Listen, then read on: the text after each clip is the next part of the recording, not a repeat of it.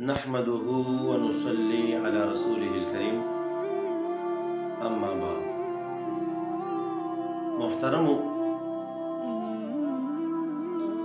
तासु ته پته ده چې نن سبا د جمی موسم دی او ښه کافي یخني ده. نو په دې وخت کې ډېر خلک هغوی په جوراو باندې مسې کوي.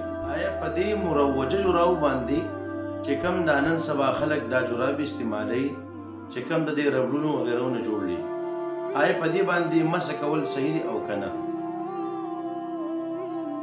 نو تاسو اول نمبر د حرم شریفو د مدرس د مکی صاحب دا خبرې واورئ، بیا راځم د دې په ځای ستاسو سره څو خبرې. कपड़े की बनी हुई आजकल जो जुराबें मिलती हैं, इन पे मसा करना हनफी मसलक में जायज़ नहीं, क्योंकि इमाम अबू हनीफा रहमतुल्लाह अलैह फरमाते हैं कि अलमसु अलल खुफ़ैन, मोज़े हूँ तो मसा जायज़ है, यानी मोज़े चमड़े के हूँ या इतनी मोटी जुराब है कि मुन्नाअल के नीचे उसके चमड़ा लगा हुआ है और जिसको पहन के आदमी 2-3 मील पैदल भी चल सकता है, वरना इन पे जो जुराबें हैं रेशमी या नैलून वाली या काटन, इन पे जायज़ नहीं है। वो बात उलमा जायज़ कहते हैं, लेकिन हुजूर के ज़माने में ना ये जुराबें थी और ना इस पर किसी ने मसा किया। लफ्ज़ जो आ गया ना जुराब, बस उसको इन्हें पकड़ लिया। भाई कम से कम ये तो तहकीक करो कि सरकार के ज़माने में जुराब कौन सी थी? क्या ये जुराबें उस वक्त बनती थी या सहाबा ने इस्तेमाल को चमड़े के मोजे होते थे? محترم، تاسو د مکی صاحب دا خبرې واورېدلې چې د مکی صاحب نه سوال شوی دی په جوراو باندې د مسې کولو په باره کې.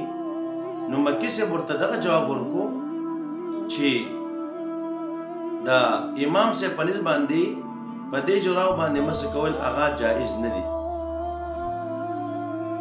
او دا ورته هم وویله چې دا نن سبا کوم جرابې دي او دا استعمالیږي نه خدا د نبی اسلام په زمانه کې وو او نه په دې باندې نبی اسلام مسه کړله. نو چې نه د نبی اسلام په زمانه کې او نه په نبی اسلام مسه کړله، نو بیا په ولې نه سبا دا خلک مسه کوي؟ دغه رنګې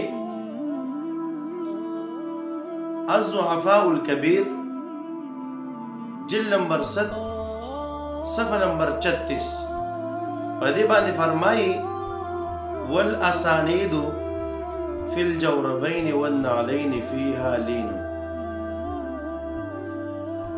دا جرابو او د نعلینو متعلق چې څومره احادیث ته په دې کې ضعف او کمزوري ده. دغه رنګې غیر مقلدو عبدالرحمن مبارک فوری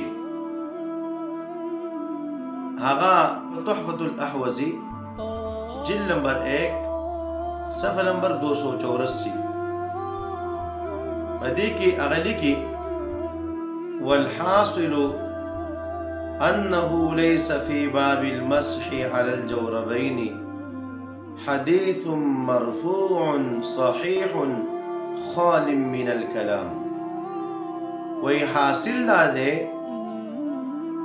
چې په باب دا مسح علی الجوربین کې داس یو حدیث نشته دی چې هغه صحیح وي، مرفوع وي، یعنی نبی علیہ الصلوۃ والسلام ته د هغې سند رسېدلی وي او دا د کلام نه خالی وي. څه مقصد؟ یعنی د دې په باره کې چې څومره احادیث دي په هغې باندې کلام دی او ضعیف دی او کمزوري دي. نو دا ما موږ نمونه خروار یو حواله دوه چې کوم دی پیش کړه چې په مسح علی الجوربین کې صحیح حدیث چې مرفوع وي، نبی علیہ الصلوۃ والسلام ته رسېدلی وي، نو داسې نشته دی چې په هغې کې په مسح علی الجوربین باندې جواز راغلی وي. نو ښکاره خبره ده غیر مقلدین د صحیح حدیث چغې وایي، نو چې په دې کې صحیح حدیث نشته، نو بیا تاسو ولې چې کوم دی خلکو دا خبرې کوئ چې په دې باندې مسح کوئ؟ نو زه دوه نصیحتونه کوم. یو د غیر مقلدینو هغه مولیان ته کومه چې تاسو خپل آخرت مه تباه کوئ، چې په بل باندې بې المازه منځونه کوئ، ځکه چې څوک په جوراو باندې مس کوي د هغې مس کېږي نه. نو چې مس یې نه کېږي د هغې اودس ونه شو، چې اودس یې ونه شو مونځ یې ونه شو، ولې چې کوم دی خپل ایمان په خپل تباه کوئ؟ ولې د بل ذمواري اخلئ؟ نو د الله پاک نه ویرېږئ، خپل آخرت مه تباه کوئ. دویم نمبر نصیحت زما عوامو ته دی چې په یخو اوبو باندې تاسو مخ ووینځئ، لاس ووینځئ، دغه رنګې چې کوم دی تاسو مسه وکئ، نو بیا خفې وینځل لا هم ګران نه دي. دا هم ووینځئ. ولې خپل لمونځ په شک شبه کې اچوئ؟ ولې خپل لمونځونه فاسدوئ؟ ولې خپل لمونځونه چې کوم دی خرابوئ؟ بیا که د ټول اودس نه کول نو بیا هم څه خبره نه وه، خو چې ټول اودس وکړې او صرف د خپو خبر راشي، د الله بنده د خپې ومینځه، خپل اودس مه خرابوه، خپل لمونځ مه خرابوه. نو زما دغه عوامو ته نصیحت دی. ډېر خلک چې کوم دی بس د اسانتیا لپاره یاره یخني ده، باران دی، اوبه یخې دي، بس راځي په جوراو باندې څوک مسې کوي، څوک په څه باندې مسې کوي، دې ته ګوري نه چې ای په دې باندې مسه کېږي که نه کېږي، خو راځي بس اسانتیا ځان موندلې وي. زما دغه نصیحت عوامو ته هم دی چې د الله نه ویرېږئ او تاسو لږ سوچ او فکر وکئ، داسې نه چې خپل لمونځونه باطل کوئ، خپل لمونځونه چې کوم دی خراب کوئ. نو الله رب العزت دې موږ له په دې خبرو باندې عمل کولو توفیق راکړي. وما علینا الا البلاغ.